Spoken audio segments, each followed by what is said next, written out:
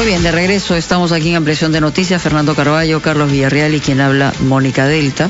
Le damos la bienvenida al doctor médico Fernando Mejía. Él es profesor, además investigador del Instituto de Medicina Tropical de la Universidad Cayetano Heredia, y está por publicar, ya ha habido una prepublicación en una revista muy importante en los Estados Unidos, una investigación que se ha hecho con 369 personas, fueron pacientes admitidas por COVID-19 en el Hospital Cayetano Heredia. Esto fue entre marzo y junio, uno de los momentos más difíciles del país, donde había una gran cantidad de personas que morían. De cada 2 pacientes que entraba a UCI, aparentemente la información que teníamos en esa época era que 1 fallecía.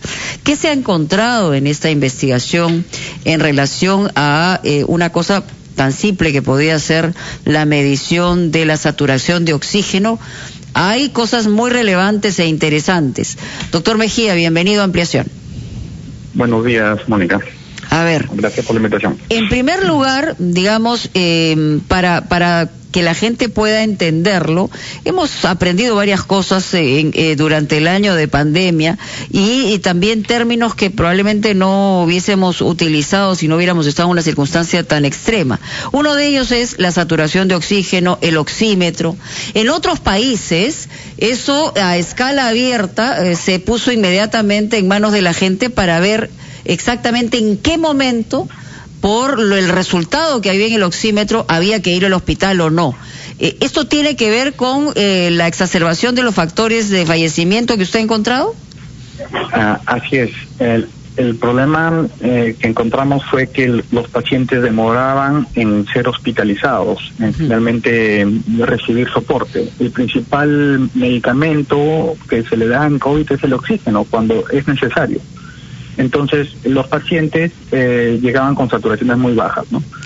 Eso fue en la primera hora. En este momento, todavía hay pacientes, un porcentaje nada despreciable de pacientes que llegan de forma tardía. Y para explicarle a la gente qué cosa es de forma tardía, porque los valores nos pueden parecer a nosotros los mortales una cosa, pero en realidad es otra. Así es. La saturación de oxígeno es el oxígeno que está en la sangre, por decirlo de alguna forma, y que eso determina que nuestro cuerpo funcione adecuadamente. La saturación normal en la costa y en la selva, que es a nivel del mar, va entre el 95 y 100%. Cuando empieza a disminuir por debajo de 95%, el organismo sufre cambios, sufre problemas, empieza a tener falta de oxígeno, a pesar de que nosotros podamos no sentirlo. Y si es que esta oxigenación disminuye más, se incrementa la probabilidad de muerte.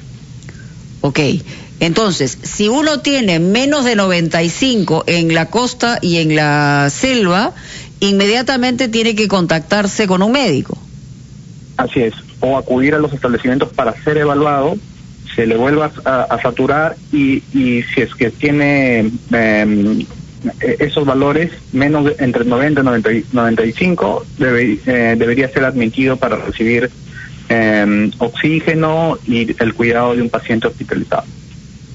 Doctor Mejía, buenos días. Tengo entendido que el estudio usted lo realizó entre marzo y junio, época inicial de la pandemia, en la que descubrimos de pronto que nuestro país no disponía de suficiente oxígeno medicinal. ¿Qué ha cambiado entre tanto? ¿Cuán riesgosa sigue siendo la situación? Porque usted hace notar que hallarse por debajo de 90, sobre todo de 84, incrementa el riesgo de muerte más que otros factores, como la edad o las comorbilidades. Así es. La saturación de oxígeno, el nivel con el que llegas a los hospitales o a recibir oxígeno, es el principal factor, por encima de la edad, por encima de cualquier otra comorbilidad, ¿no? No importa que seas joven, si llegaste con saturaciones muy bajas, tu riesgo de morir es altísimo. ¿Qué ha cambiado? ¿Y por qué yo creo que el ministerio no promovió esto de un inicio? Porque lo primero es, si promueves la saturación, lo segundo es tener oxígeno que ofrecer.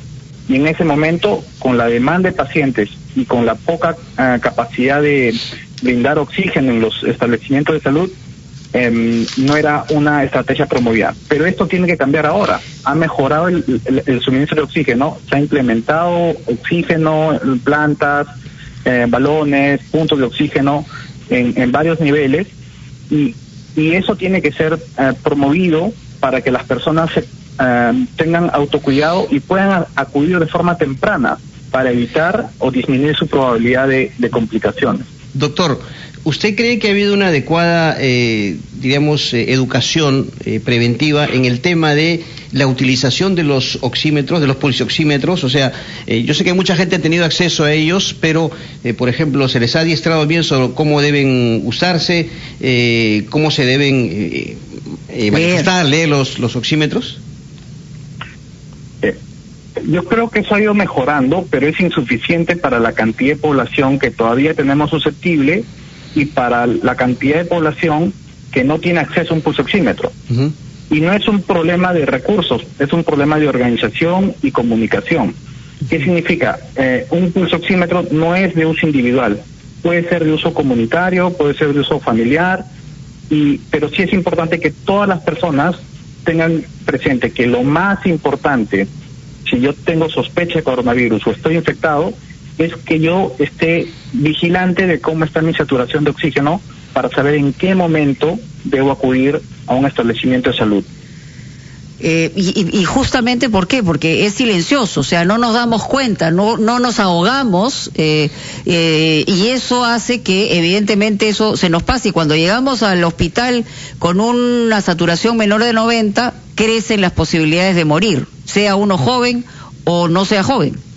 Así es, completamente de acuerdo con... ¿Y cuánto más ha muerto la gente en su momento por llegar con saturación menor a esos valores? En porcentaje me refiero, ¿no? Sí. Mire, históricamente, digamos, en países que tienen un monitoreo cercano, o lo que veíamos acá en las clínicas, el porcentaje de pacientes que se hospitalizaban y que fallecían llegando con saturación va alrededor del 10-15%. Uh-huh. Eso es lo que, digamos, entre todos los casos severos, que son la minoría, normalmente fallecen. Pero en el pico máximo de la primera ola, los hospitales estaban reportando mortalidad alrededor del 40-50%. O sea, la diferencia de eso es probablemente los pacientes que fallecieron por falta de oxígeno o por llegar tarde, ¿no? Por no tener una educación adecuada y finalmente llegar tarde. Lo que recomienda usted, doctor, es que de una manera u otra se haga fácil y barato el acceso a los oxímetros. Yo recuerdo que cuando yo lo compré hace más de 6 meses me costó 250 soles y ahora veo que están a menos de 50, o sea, han bajado mucho el precio, pero siguen siendo caros para muchas personas. De manera que, ¿por qué no, por ejemplo, facilitar o obligar a que las farmacias tengan eso a la disposición de los pacientes?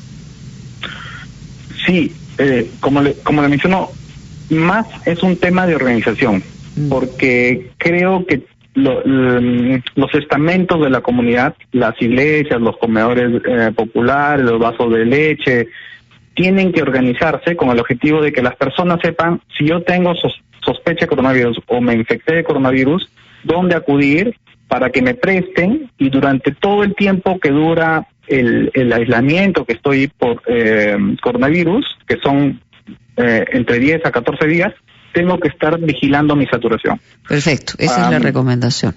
Exacto, o sea, es una cuestión de organización. Perfecto, doctor Mejía, gracias, es muy importante lo que usted señala, hay que tenerlo en cuenta porque estamos y nadie descarta la posibilidad de una eventual segunda ola de contagios y hay que estar mejor preparados porque de lo contrario no habríamos aprendido absolutamente nada. Vamos a una pausa y regresamos.